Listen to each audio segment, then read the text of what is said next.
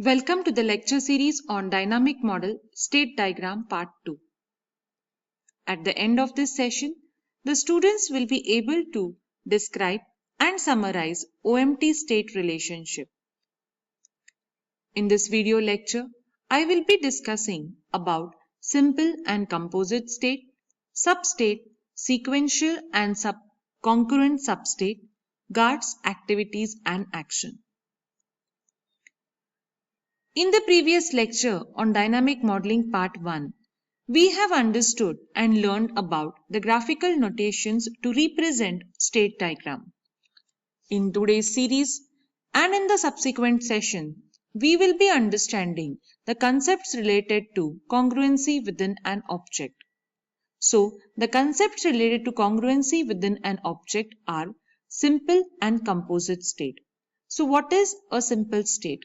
A simple state has no substructure. On the contrary, a state that has a simpler state nested inside it is called a composite state. As shown in the diagram, you can see a substate is a state that is nested inside the other state. Means a simple state is just a state without no substructure, whereas this is a composite state which has one or more substates nested inside other.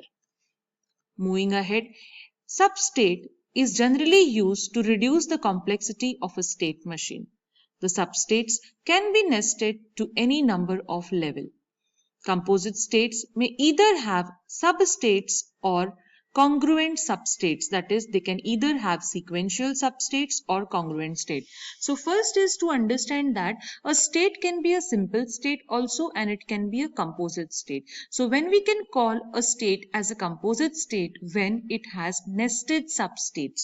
So the nature of nesting of substates can be either sequential or congruent. So what is sequential substates? Sequential substates are nothing but when the control of execution passes from one substate to another substate, one after another, is called as a sequential substate in a sequential manner. As seen in the diagram over here, this is the start state with the symbol which is going to the substate 1. From the substate, the output is coming to the input as this input for the next substate, followed by in a sequential manner whose output acts as input to substate 3 and then the final state. So it is one after the other, the control is getting passed from one substate to another substate.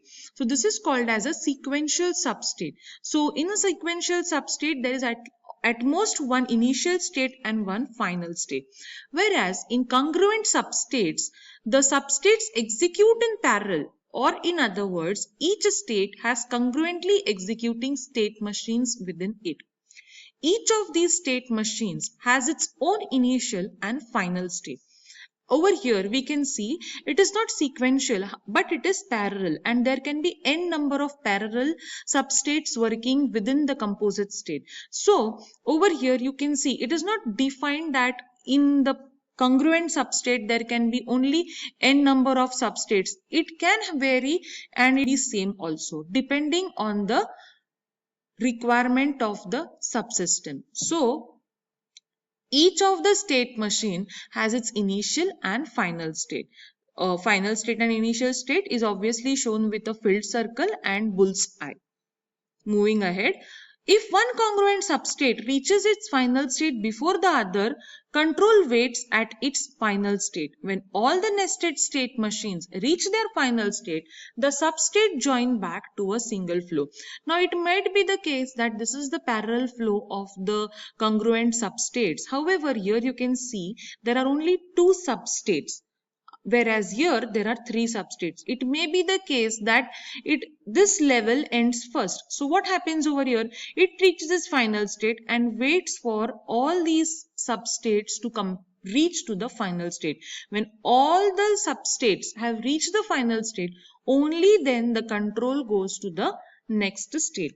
Now moving ahead, these are the graphical notations discussed in the previous slides. So this is the super state, the substates mentioned over here. The events are labeled with the event 1, event 2 depending on the requirement of the subsystem.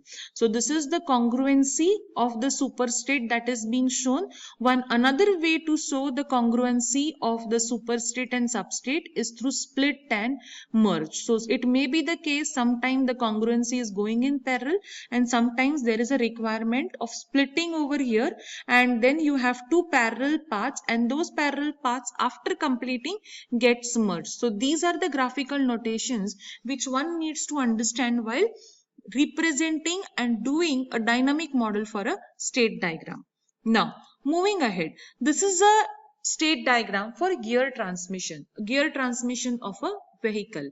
Now, gear transmission of a four-wheeler, that is a car, okay?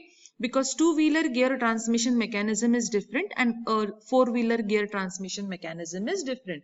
Now, obviously, the gear transmission will be for a car that is moving, which is in a moving state and not in an idle state. So, this is already the car is in a moving state and then you have the transmission state.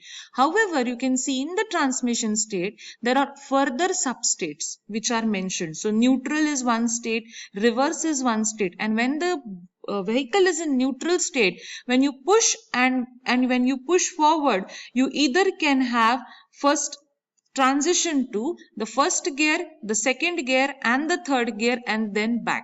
So there is a nesting and there is a sequential nesting of the substates when you have the gear transmission. It totally depends on the different type of bike, but this is a generalized diagram for your understanding of the previous concepts. Now moving ahead to the next concept, that is guards, activities and action. So what is a guard? A guards are nothing but Boolean condition on attribute values. Now transition can happen only when guard evaluates to true. Now atomic transition happens as soon as an activity is complete. So that is here you have to check the guard. So Boolean conditions, that is true, false, 0, 1 are always put on guard. So how is guard represented? It is represented in the square bracket. Now, the next thing is the activities. Now, activities are represented within the state. Like if you are in the state of learning in a class, that is a lecture is going on, teaching is going on, and at the same time the activities can be taking the attendance, taking the answers, writing the notes, listening to the faculty. So activities primarily take place within a state and those are shown inside the state. So how they are shown? Do activity A, event 1, action and so on. So actions are relatively instantaneous. So how actions take place on transition or within a state, that is entry, exit, event, action. Output can occur with an event. So the primarily thing here is there are some conditions which need to be set, that is true, false, 0, 1, that are nothing but guards, and guards make a change when there's a transition from one state to other. Also activities are a part of the state, they belong to a state. So when you are doing a dynamic model of a particular subsystem, we need to take into consideration all these concepts. Now we will see one example, and the example is of a vending machine model. Now what is a vending machine model? You all must be aware of the brew coffee vending machine or the Nescafe or the tea vending machine, green tea. Now the vending machine model concepts remains the same. Here what is the purpose of it? You, instead of making the tea, there's a vending machine where you put a particular coin of a denomination and then based on that you get tea, coffee or a particular drink. So it can be a soda vending machine, it can be a brew vending machine or a green tea vending machine. However, the mechanism remains the same. So what is the mechanism? Here the vending machine is in idle state and the second is the collecting the money.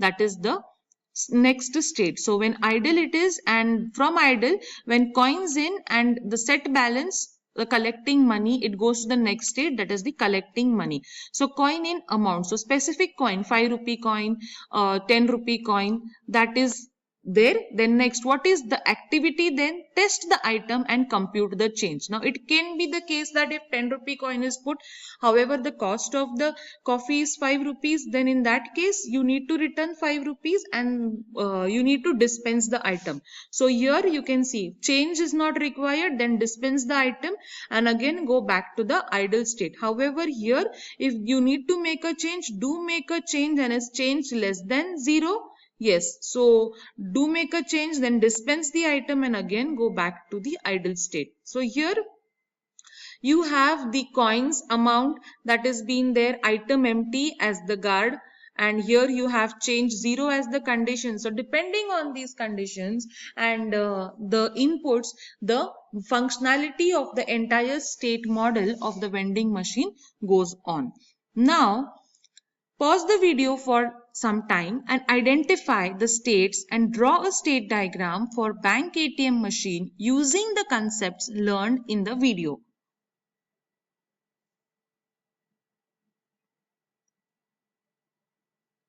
This is the solution. I would request the viewers to go in particular about these substates and the states that are mentioned for bank ATM machine. However, this is just a model answer. The students can add their own conditions, transitions to this diagram and make changes. These are the references. Thank you for your patient listening.